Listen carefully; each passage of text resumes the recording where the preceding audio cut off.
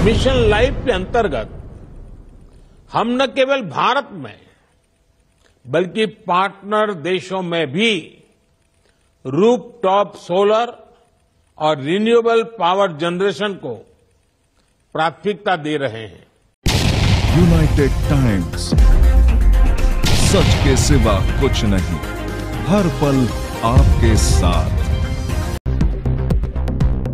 तीसरी voice of the global south शिखर सम्मेलन में प्रधानमंत्री नरेंद्र मोदी ने कहा, यह समय की मांग है कि ग्लोबल साउथ के देश एकजुट और एक स्वर में एक साथ खड़े हों तथा एक दूसरे की ताकत बने। हमें एक दूसरे के अनुभवों से सीखने और एक दूसरे की क्षमताओं को साझा करने की आवश्यकता है। हमें दुनिया की 2-3 आबादी को मान्यता दिलाने की आवश्यकता है।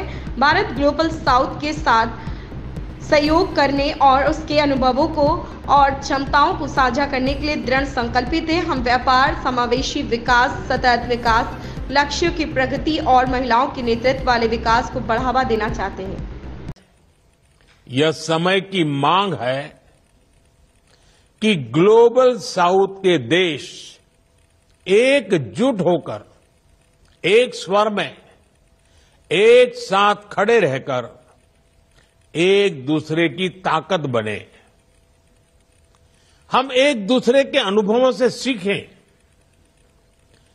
अपनी क्षमताओं को साझा करें, मिलकर अपने संकल्पों को सिद्धि तक लेकर के जाएं,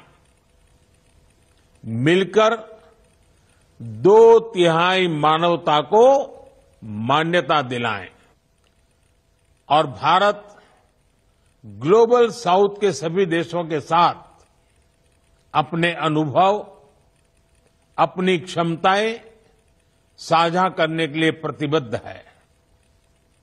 हम आपसी व्यापार, समावेशी विकास, सस्टेनेबल डेवलपमेंट गोल्स की प्रगति और विमेन लेड डेवलपमेंट को बढ़ावा देना चाहते हैं।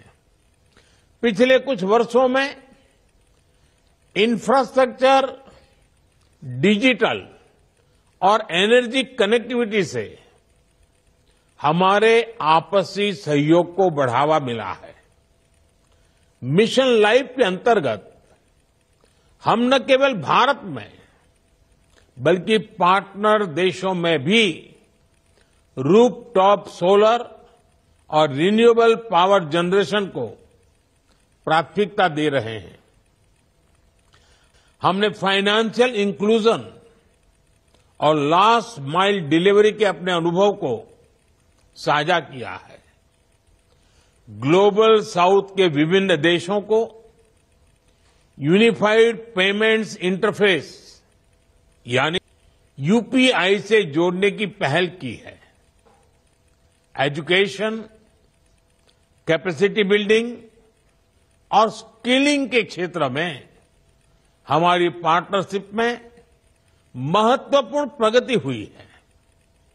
पिछले वर्ष global south young development forum की भी शुरुआत की गई और दक्षिण यानी ग्लोबल साउथ एक्सीलेंस सेंटर हमारे बीच कैपेसिटी बिल्डिंग, स्किलिंग और नॉलेज शेयरिंग पर काम कर रहा है।